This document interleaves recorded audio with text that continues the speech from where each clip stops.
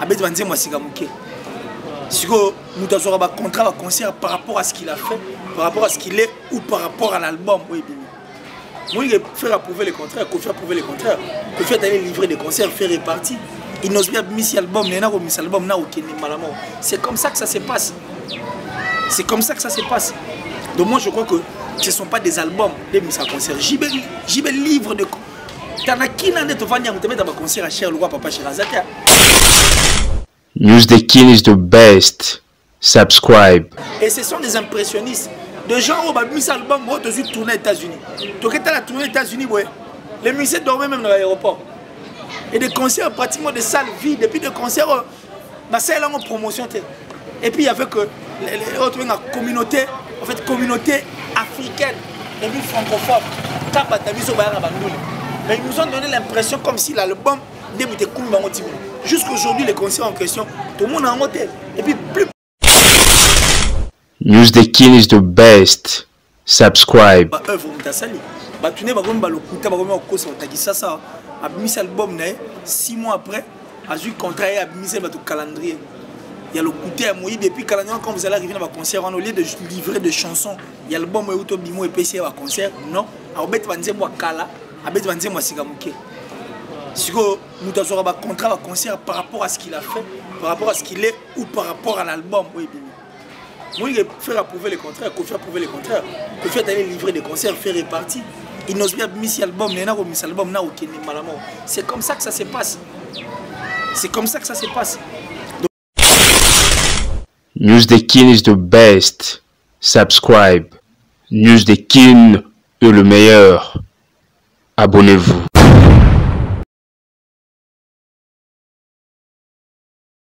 Mes fidèles abonnés de News the King TV, qui nous suivez à travers cette chaîne en ligne, je profite de cette occasion pour vous souhaiter des joyeuses fêtes, bonne année 2021, vous qui nous avez accompagnés tout au long de 2021 et vous êtes encore là avec nous, vous nous soutenez, vous nous écrivez, vous êtes là, nous sommes vraiment très heureux de savoir que vous êtes nombreux à nous suivre à travers cette chaîne. Alors aujourd'hui, dans le cadre de l'émission Face à Piwel, votre serviteur Piwel Lodjoum a reçu encore une fois de plus pardon pour vous, les chroniqueurs, l'analyste expérimenté, connu pour ses analyses pertinentes et profondes. Vous avez tout de suite compris qu'il s'agit bien du bel et bien Killer Kinesi, on l'appelle le tueur de maçonnerie. Killer en anglais, ils ont beaucoup de personne. Ah ouais. Killer, ils ont bah écoute, moi et mon père, tout ça, mon père.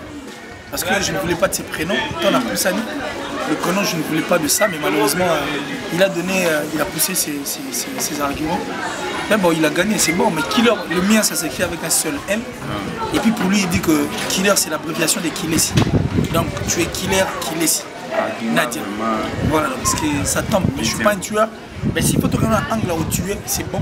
J'ai tué les mensonges. Ouais, parce que le Kuta, ouais, dans mon Killer, les sous-moi les bossos. Oh, mon toi, ça là, les arabes, comme ça. Oh, en fait, oui, les sous-moi les bossos, ça les mal à mon Killer. C'était le mensonge. Parce que le diable, en fait, le serpent avait menti. Mais Killer, apparemment, on s'est contenté dans la casquette et analyste. Comment ça, je le suis? Au bateau, bah, éviter les gens,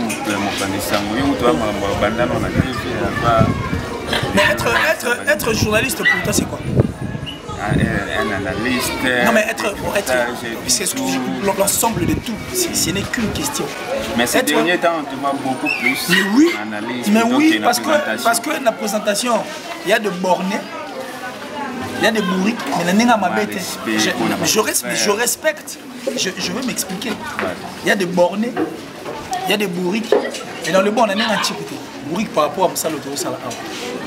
C'est-à-dire les chroniqueurs qui ont vendu leur cerveau pour l'argent et qui acceptent de venir détruire la culture en fait, qui a une fierté puis une force. Quand les Arabes font classant dans l'homme mais aujourd'hui nous parlons d'Inosbi, nous parlons de Reb. Ce qui veut dire que la culture est libre de nous donner Mouto Yalingi. Parce que ça copie et ça y est, quand tu es derrière un artiste, un musicien, tu es limité. Et quand tu es derrière la culture, au tic à la libella, un exemple typique. Le Koumou Santou fut un meilleur ami de l'homme au Bakadi.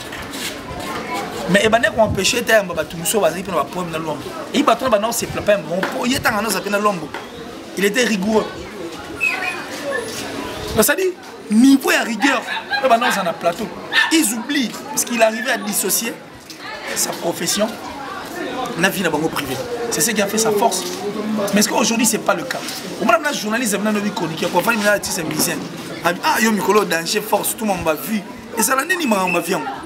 Tu te poses la question de savoir, mais ce sont ces deux amis qui causent au fait devant les gens. Tous les appels journalistes, artistes et musiciens. Il y a la Kofi Nazara bien invité, ou le Maramo il faut aussi. Allez-y, n'allez-moi quand tout. Il y a la grandeur à Kofi. La telle émission, c'est midi. C'est midi. Une émission dans la Côte d'Ivoire. Nazoyoka neba solana Kofi le midi. Nazoyoka mam Kofi le midi le betchanga vertige. Nayoka ma confère à solo na vertige. Ça c'est notre frère au fait de la rue de du Congo. C'est notre Inosbi d'ici. C'est notre Kofi d'ici. Pour Batouana, ce sont vraiment des professionnels.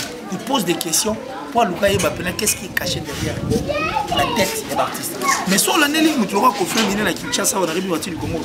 Nous avons fait cette émission. Son mémoire de cerveau, nous avons capacité à 100 Tera. Tu as 1 Tera. Nous avons fait émission à Kin. Nous n'avons exploité même pas 1 méga. Il y a cerveau. Oui. Total, nous avons des émissions bidons ici. On est ici à Kin. Total, nous avons des émissions bidons. On va dire, moi j'ai compris beaucoup de choses. J'ai vu que la musique, la culture, en fait, la culture en général, les autres qui nous diraient, moi, oh, oh, et ça, fond Nabiso. Nous devons en tout cas sauver. Alors pour tout sauver, il faut tout ça. Nous devons être derrière ça. Quand on a vu les méchants venir détruire les autres, pas libre, mais on s'est engagé de faire ça. Il fallait quand même amener cette expertise. Surtout quand on a boum sa casquette, c'est qui un journaliste? Un journaliste n'a jamais été carré. Vous voyez quoi, il va comme un journaliste?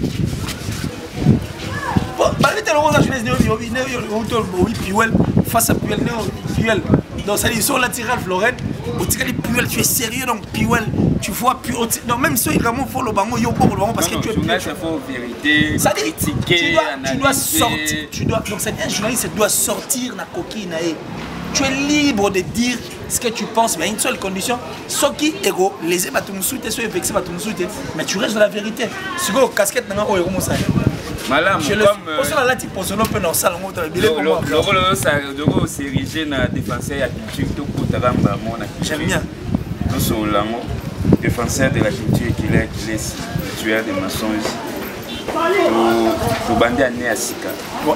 Mais toujours bêta beaucoup plus. Moi sur ma solane parce que. Mais c'est normal parce qu'aujourd'hui nous sommes le 3. Il n'y a que 3 jours depuis Togo 2021, donc c'est normal. Tout ça. Mais avant la côte, on a été ce sujet va beaucoup te plaire parce que personnellement ça ne me plaît pas trop. Mais bon, aux hommes à mettre en ligne, tout ce qui est en ligne, c'est normal que tout me fasse. C'est l'affaire sextape de l'ex-femme du pasteur Mike Kalambal. Il y a un défrayé chronique Nicoloyo, cette soeur, une ex-femme du pasteur, qui est d'Atamolana, pasteur, ou avec un papa de l'INES. Mais comment on a été trompé, il y a des gens, il y a des petits valeurs, il y a beaucoup de ça. Mais bon, je crois que moi, bon. En fait, nous avons avec l'église, on a fait un truc. On a avec l'église. En tout cas, je suis sincère envers moi. Vous avez raté. Non, moi je ne suis pas un athée. Moi je suis un ami de la vérité. Il y a des chrétiens qui ont la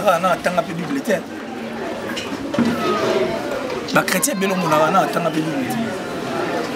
Et puis toutes ces églises que tu vois là, ce sont les mêmes personnes. Qui étaient là-bas, on a 20 ans à la Rawana. Et là, on va s'engager pendant 20 ans.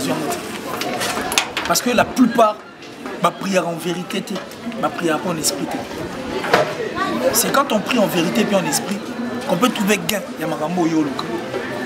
Et puis l'église, moi je dirais qu'elle a failli à sa mission. Surtout l'église arrivée dans la du Congo. On va faire un poteau. On a par exemple mon cousin a fait longtemps. Nous avons bien fait longtemps. Et ça, moi, on a soi-disant des père spirituel. Père spirituel. Nous avons bien fait longtemps. Moi, on a mis ça spirituel. Alors le jour où il est arrivé en Finlande, dimanche je présenté à Prague. Ma église na mon ba solo là makambuté. Oh papa molimo na ngande baloba molimo au lieu de limo bon baloba molimo parce que c'est l'esprit. Bon baloba molimo, molimo c'est âme. Ça dit l'âme c'est le tout en fait tel que tu as tué une âme comme Adam était une âme. L'esprit ce qui est à l'intérieur en fait. Donc papa maman molimo a présenté une église après Simbo te ba solo et puis voilà. Dimanche prochain il prévu à terre. Dimanche jour au terre na Prague à matin na chair na bonde ba benga. À matin na chair. Alors Mathéo il y a terre, il y a un papier. Ah bah faire ça comme un papier de soro à goumanga cha na poche. A comment betane li solo neni ya yambara po ba yambara nzambe. A comment betane li solo neni ya yambara nzambe. Nana yambara nzambe abani masolo ne ya yambara nzambe. Na suka soko mwana na ye.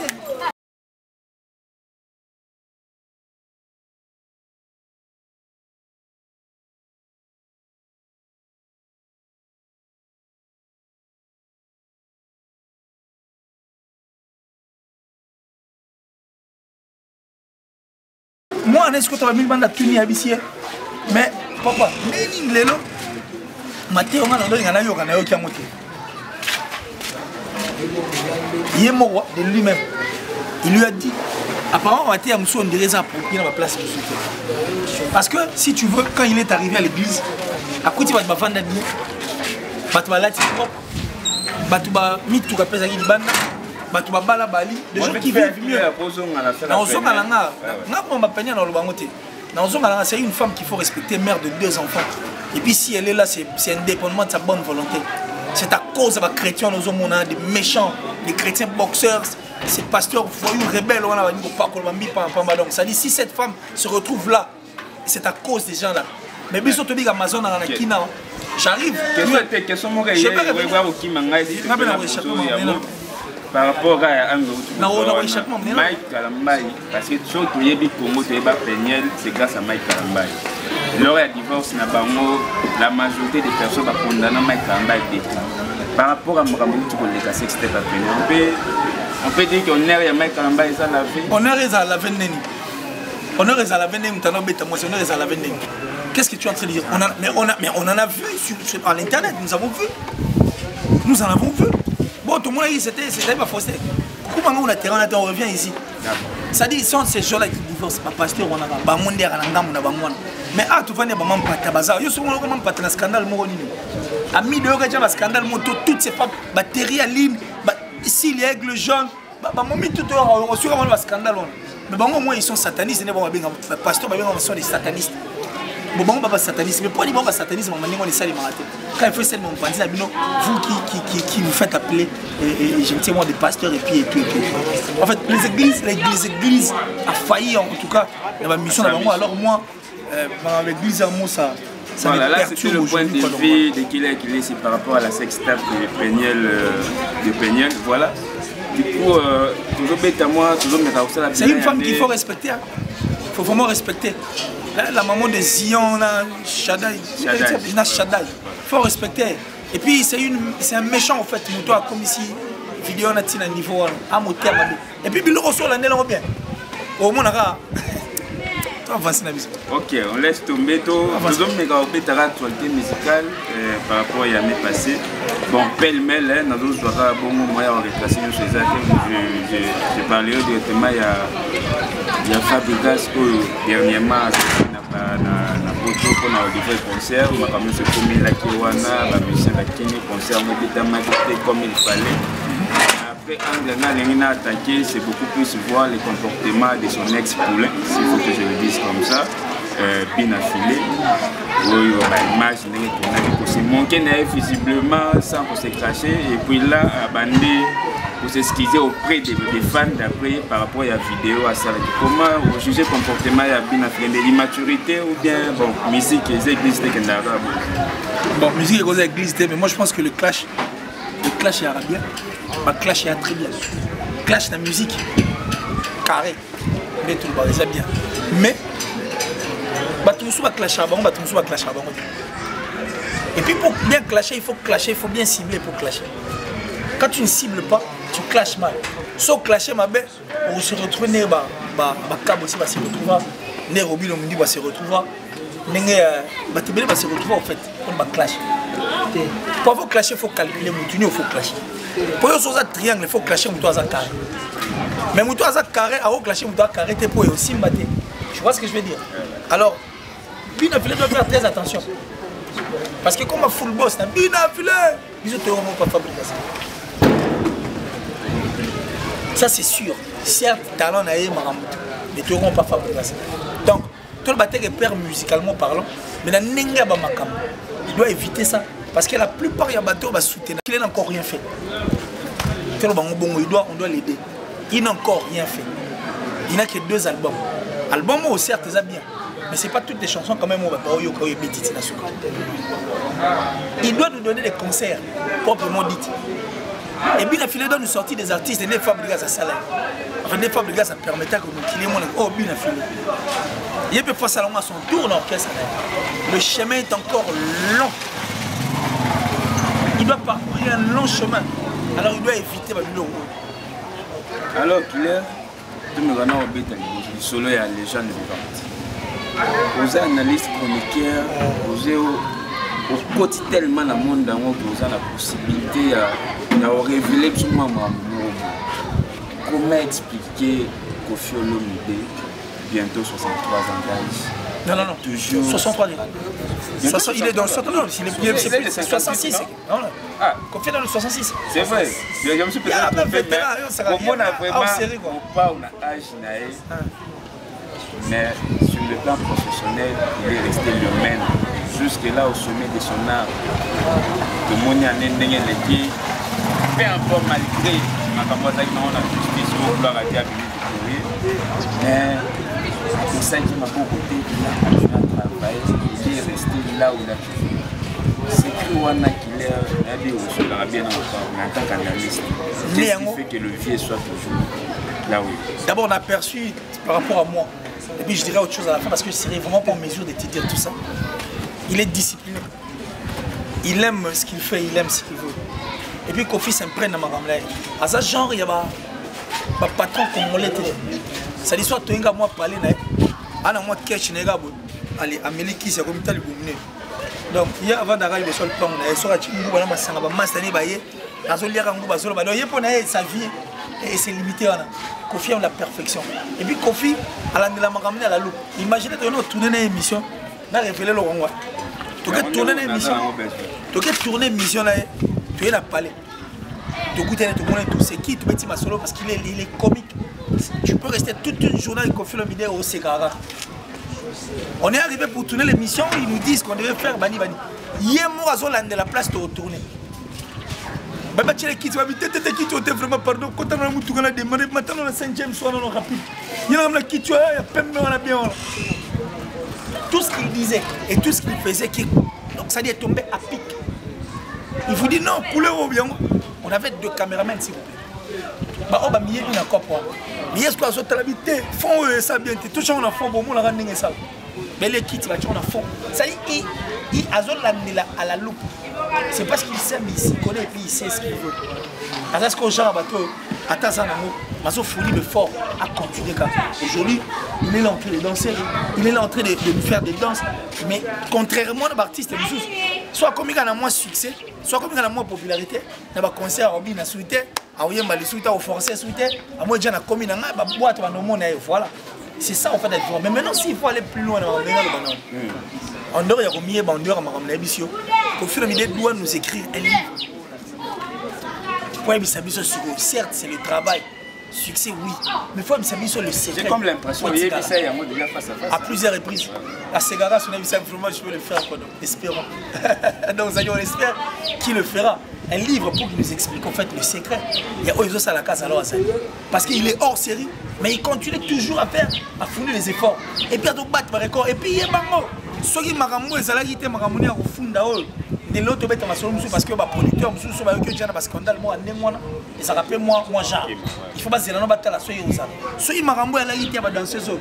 De l'autre bête à ma donc, Kofi c'est un grand. Il y a un bolingo. Il y a le roi Salah. Il y a un monde à Salah, il y a un bateau minime. On les voit. Laisse, je disais, Kofi, ndenge moral, le barajou, les petits matériels à monter. Tout le monde est ouvert envers la jeune génération. Il y a des featuring, il y a des familles, il est très ouvert. Mais malgré ça, on voit toujours ces côtés-là où Kofi est un peu problématique. Je dis ça pourquoi? Avec son fils Fally Ipupa, il n'y a pas longtemps, tout le monde a dit vraiment amour, papa n'amour, c'était vraiment parfait. Mais moi, Mikolo, on voit entre Kofi et Fally Ipupa, je t'aime moi non plus.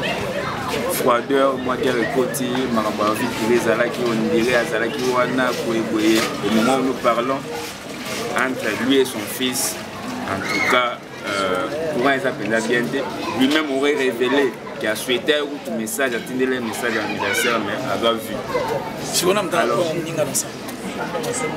non, mais c'est lui le papa, toujours parce que c'est lui qui a accusé, on a vu les fichetons collectés, l'accusé ouvertement comme ça. Est-ce que ce profil-là, à côté, on a rechangé? Ah non, musicien avant tout. Et puis en dehors d'être musicien, si quelqu'un, ou tout le monde tout à l'heure, il y a un tout le monde que, comme il y a un message à ma souhait, ma juge. Parce que c'est qui a un problème avec l'autre. Pour moi, de coopérater, de coopérer, bateau de coopérater, tu n'as pas ça, de coopérater, de coopérer. Mais quand une personne vient vers toi, ça veut dire. Parce qu'on a une name à paix en fait dans cette histoire. Tu as une name dans la problème dans mon niveau. Il faut défendre là. Mais le makam je suis deux émissions. Je suis une émission où Kofi dit a commis par répondre. Dans la dernière émission, l'artiste est Mamba Kofi. Il y a c'est qui a un problème avec l'autre. Et puis, dans le plateau, tu vas tout dans les caméras, mort. Et puis, là, il y a nous avons la réponse. Les spectateurs, et là, dernièrement, là, au monde, Kofi, ils ont été connus de tous. Moi, mes attentes, c'est qui entre eux, na faire rigola. Mais revoir Kofi Olomide appeler faire rigola, na comme hier, les gars qui ça, malgré moi, des agréments, les gars entre bango de Rebeng a su faire rigola la Ligue des Champions. Est-ce que ça grandeur de pour baby na Fally? Non même. Ya mwana on soigner sur na faire pour bien ba ki zake pour baby na jibe a bon sina wewe. Baby na wewe a bon sina wewe. Bon bali bo sata na fuma Ligue des Champions. Mais tala be mission kala. Bon la mission kala pour ba sa pena yo pena no dia na froid. Alors bon na te ba mission na mutayu na Alexa faire go mba pena zando. Il n'a fait que dire, et puis ce n'est qu'une vérité. Et là où il y a une vérité, on ne peut pas s'empêcher de dire la vérité parce que nous sommes sous aux enfants. Ce n'est qu'une vérité, c'est comme ça que moi je fonctionne ici. Si on sait que nous bien, on bien attache ceux qui sont aux enfants. C'est tout à fait normal. Et casquette à Kofi aujourd'hui, moi je suis très content parce qu'il est à la base. Il y a succès à ma jeune et belé. Au moment où il s'affiche dans les clips, au moment où on est derrière les jeunes, en train de leur soutenir et de leur pousser en fait d'aller plus loin. Ça c'est ce que nous voulons. Et puisque au côté positif, les gens n'aiment pas en parler. Donc on va prendre mon noir pour que comme on est comme on est. Le biseau tout est tout au monde. Donc c'est Kofi dans le magasin on va dire donc le gramme dans le. Ça dit aucune fois que là on va la toi ça va musique. Il y aura trouvé un masse à la nez. La pire est pénale masse pour moi là. Si vous bana bango. Il y a boya à mon trophée à autour de la primaire. Légende vivante en Afrique. Mais où les acquis n'ignoti. Comment on appelle ça? Mais trophée on les acquis. Non, trophée on les acquis qui comment on appelle ça? Ah, bah oui, il y a Frima, ouais, mais c'était ça qui trophée à jury, c'était pas, les gens n'ont pas voté. Si vous êtes sur la monde, trophée à des trophées à Zoyan. Na yomo penata so avion moto éviter ça les gens. Tenga répondre na ngai na bige non en tout cas. Si on a trophée na bakosi en quoi? Bakosi en quoi? Manga pour ngai la trophée. Mais il y a on est na bakosi en quoi? Ils n'ont pas menti. Et puis tant bien la boîte va trophée c'est faux. J'ai toujours dit qu'il y a des trophées qui sont contestables et des trophées qui sont incontestables. Si on est dans 2020, tant qu'il n'ose bien comment appeler Tina Biti Award, trophée na nation il n'ose bien comment sera yo peu na yo moi boya. Et là va trophée nous sommes pas sur la trophée 2021. Mais tu es sûr qu'on est dans 2021. Il y a d'autres pas moi sur Afrique, moi presque tout. Nance Ferré, Fally jeune moi Mathieu sur album basi ou tout mon aïe mais biso sur la est-ce que yo tali la ba trophée est-ce que ça prend vrai né baba sala yo na question en tout cas vraiment on a posé la question ayo babino pose voilà il y avait de faux trophées alors on avance comme tu poses des questions avançons autre chose très bien alors parlons de Ferrego là année 2021 carrière à Ferré jusque là sans album on attend Dynastie Harmonie au moment on est même la fin de l'année je l'apprends au moment on est peut-être sur Dazongi déjà mais il a livré des concerts en Guinée mais bien sûr on livre des concerts pas pour les albums on livre des concerts par rapport aux œuvres par rapport à œuvres Moutasali batune ba gomba lokuta ba gomba kosa otakisa ça a mis album 6 mois après a eu contrat et a mis le calendrier il y a le côté à Moïse depuis calendrier quand vous allez arriver dans un concert on au lieu de livrer des chansons il y a l'album Euto Bimo et PC à concert non a obet vanze moi kala a bet vanze moi sigamuke si que Moutazo a un contrat à concert par rapport à ce qu'il a fait par rapport à ce qu'il est ou par rapport à l'album oui moi il faire approuver les contraires qu'on fait approuver les contraires qu'on fait aller livrer des concerts faire répartir il n'ose bien mis album n'est pas mis album n'a aucun malamment c'est comme ça que ça se passe c'est comme ça que ça se passe donc moi je crois que ce ne sont pas des albums des mis à concert j'y vais livre de t'en as qui n'en est au Vania vous te mettez dans un concert à Cher le roi papa Chirazaka il a livré un concert à la Golf nous étions là c'était $200 il y a réservation à bêta concert sans album nous étions dans un village chez Tema un concert à $20 mais quand vous avez un concert à $5 na Charka mais il faut voir tous ces gens qui sont partis dans le Loa ça dit moi pour moi je crois qu'il faut pas le remettre esprit dans mon tour ça c'est pour faire mal aux gens et ce sont des impressionnistes des gens qui ont mis cet album qui ont tourné aux États-Unis donc quand tu as tourné aux États-Unis les musiciens dormaient même dans l'aéroport et des concerts pratiquement des salles vides et puis des concerts c'est là en promotion et puis il y avait que la communauté en fait communauté africaine les villes francophones mais ils nous ont donné l'impression comme si l'album débutait jusqu'aujourd'hui les concerts en question tout le monde a un hôtel et puis plus personne n'en parle exclusivité de concert ils ont raté bateau va côté la carte il y avait que de noirs et puis on sentit que l'album en réalité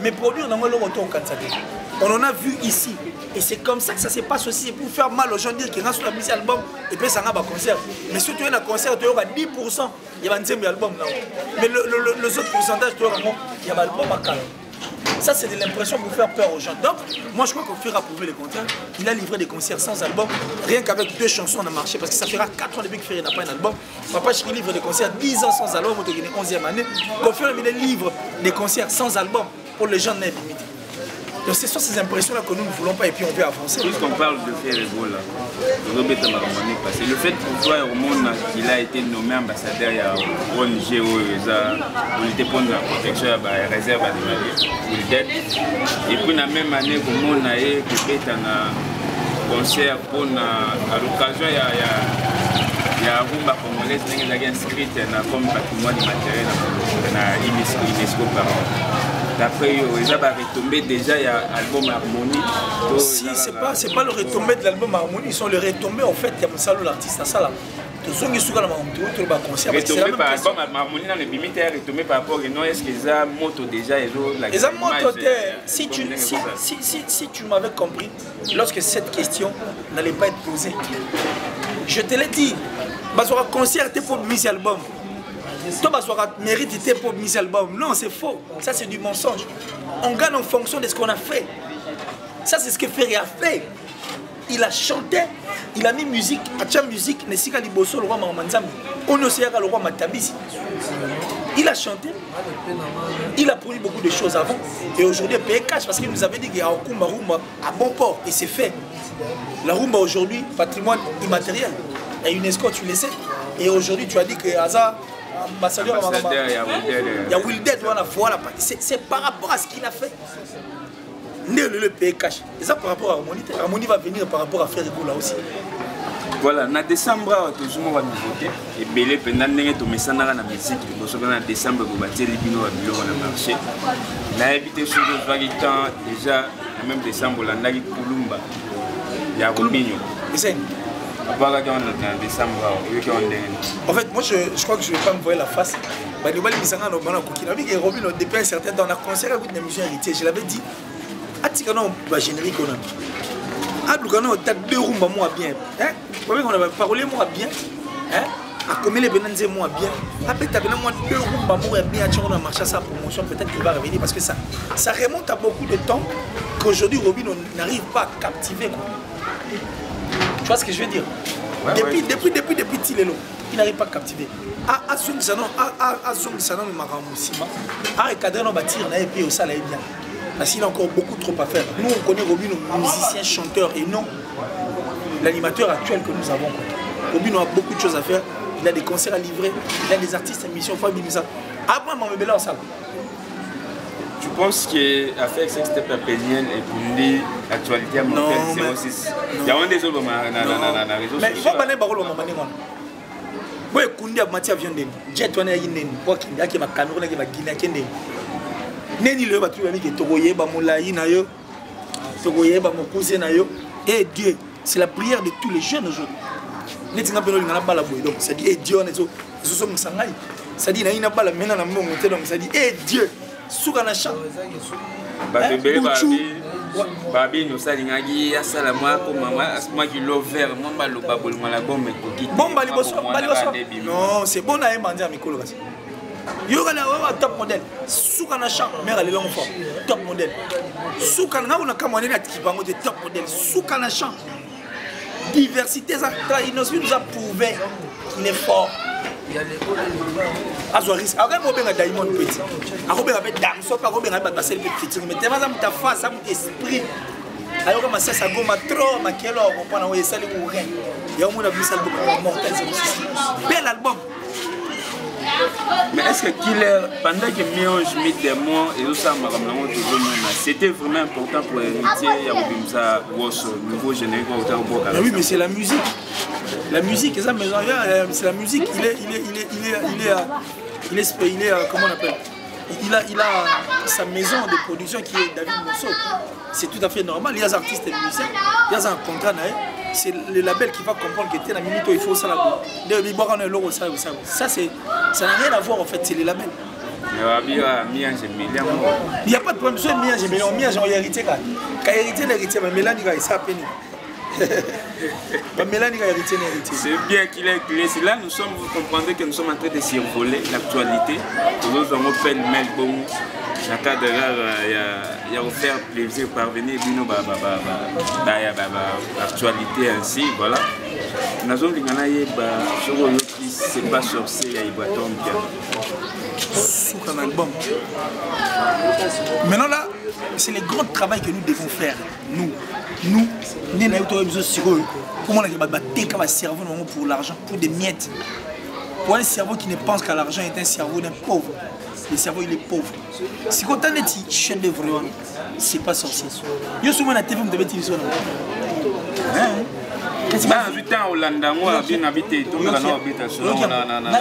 Mais maintenant moi, je suis là pour la promotion. Il y a Mortel 06, État d'esprit avec Céléoscram. Juste après, et puis État d'esprit avec Céléoscram et puis c'est pas sorcier. Parce que Moussa le faut salaire moi. Vous voulez venir poser des questions par rapport à. Non, mais il faut aussi faire ça. C'est la promotion, c'est un artiste et musicien. Il vous nourrit. Non, mais nous Tekin, vraiment, c'est une chaîne où nous sommes là pour de la critique. Nous sommes même moral. Donc, nous promouvoir tout le monde. Raison pour laquelle, mon non, il y a un killer à l'objet Mogo Isa, il y a monté. Nous avons un droit de réponse. Nous avons en tout cas plateau à Mobiso. Mais nous avons des killers à Kosaki, Benga Biso Touroya. Mais là, pas si on va des killers à Kosaki, oui, combien de temps depuis dans l'Osamarambo? Au 4e année, depuis tout ça, tous ces gens qui se disent intelligents là, comment je sors à la télé, ils sortent pas, ils viennent pas. Ils se probattent dans les commentaires. Sur les alabons de l'État, au moins sur les alabons de tous athées en fait. Voilà. Le message est passé. Cette chaîne n'est ni pro-ferré, ni pro-falé, ni pro-personne. Donc, aux armes, on va contredire. Appelez-nous autant de micro. Parlons d'état d'esprit de Duc. Mystère le Duc d'Indal. Sous la chaîne, on va banger dans la quartier. Ah, n'a pas de moi. On va boire déjà. Et puis, c'est pas boire. T'es calculé, on va banger dans la 30.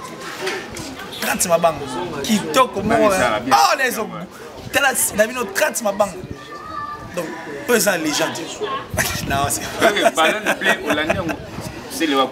je te dis que c'est l'Oscar album où ils ont état d'esprit. C'est un état d'esprit. Et moi je suis fier et très content de lui. Parce qu'il y a un local dans le sens que tout cela c'est le vrai jeune, quoi, le ouvert d'esprit. Il a une façon de voir les choses pour comprendre la moitié. Alors c'est un bel album. Moi ce que le récépissé c'est un album, c'est l'esprit, en fait, l'ouverture d'esprit. Il y a des jeunes, azur, tout ça album pour qui nous aussi. Et puis il y aura aussi un texte, il y aura mélancolisme, il y aura ingéniosité, il y aura maël, et puis il y aura une succession dans le mais sur autant on aura que non nalanda qui na conférence de presse nae parce que ça les remixer orthothanasie il y a des pics pétil sous très bien mais la question la pose à maloba libanga mais ça à remixer ça on a des pics na boule que non limusa ni featuring na fali non mais c'est ça au fait on a besoin de bassin non mais c'est nani il a dit ça oui je pense na conférence de presse. Tu penses en tout cas, si, oui, je crois je avoir entendu quelque chose comme ça. C'est la musique. Ma belle la musique, c'est on a noté Bespres la rague no album featuring on a fallu ya monde salarié ya mon souvent à côté ici depuis pour améliorer l'image. Mon frère Priel. Mon cher. Yango il faut pousser nos réflexions plus loin. Il faut ça la investigation. Il y a même ici dans là là. Ils sont là là. Oui, bien sûr, moi, le titre m'échappe. Chant Whitney Houston à Emma. Ouais, c'est pas sa chanson. C'est toi qui m'as. Mais va vérifier. C'est pas sa chanson. Cette chanson a été chantée en 1970. Combien de fois il m'a échappé? Moi, c'est mon Emma. Moi, c'est un Emma au cap. Et puis, elle m'a bien pour les Whitney Houston. Parce que c'était vraiment une chanteuse, cette femme. Comme Mégaté, elle a des cheveux, moi, pembe. Mon mieux, on a une machin. Mais chant, on est au Canada. Vous comprenez? Mais quand on a repris la même chanson, on a repris Whitney Houston. Whitney a eu un succès planétaire.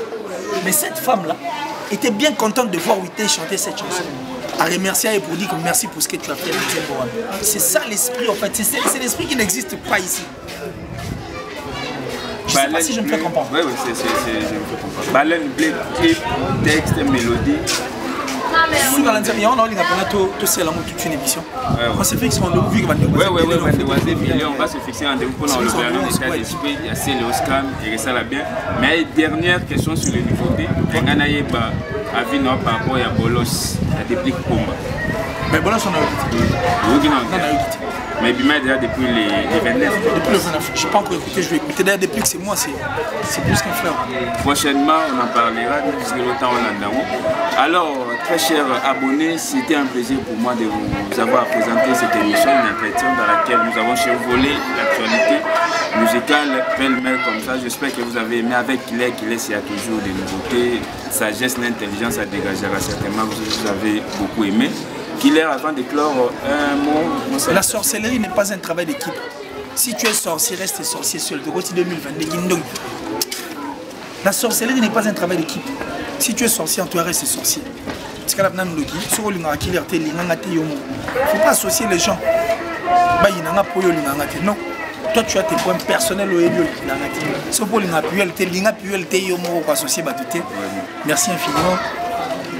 Mon papa chéri, Jolili Atala, merci infiniment de là où vous trouvez le plateau de Translation 7. Janice Tantura pour tout le monde, de Suisse-Irlande, du groupe du Temple de Templin. Datichou, la plus suspecte, la plus discrète en tout cas. Narata François, merci infiniment. Ma maman chérie, maman Julienne Diego, Bissembi, donc, d'habiter dans le Banini. Et puis Del Pio à venir, André Malou. L'amour en chair et en os, merci infiniment. La top modèle, la plus sexy, la plus belle en tout cas de sa vie et de son pays. Merci. Et puis, Yannick Kayenga, la vraie monnaie invisible, l'homme à la précision de la montre suisse, Yannick Kayenga, c'est-à-dire Yann Kayenga, yo bena donc la prunelle du chef Kané de l'Oba. Merci Bango Bélich, ma vraie parole Rich, Andy Loa, pas comme les autres. Westriga!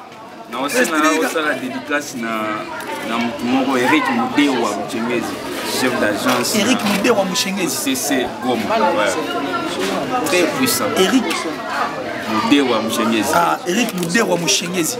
c'est-à-dire le chef d'agence. Le chef de bureau. Chef de bureau, l'agence OCC na Goma. En tout cas, carré quoi. Eric, tant aux autres taquines, en tout cas, mon acquilère. Ah, tout le monde Voilà. a Merci beaucoup, merci de nous avoir suivis. Abonnez-vous massivement. Ah ouais, abonnez-vous massivement en tout cas sur Voilà. News de Kin. News de Kin. News de Kin et au Sala bien. C'était le votre killer qui laisse jamais de chèque n'est pour bien les tueurs de mensonges. On est là quoi. Voilà.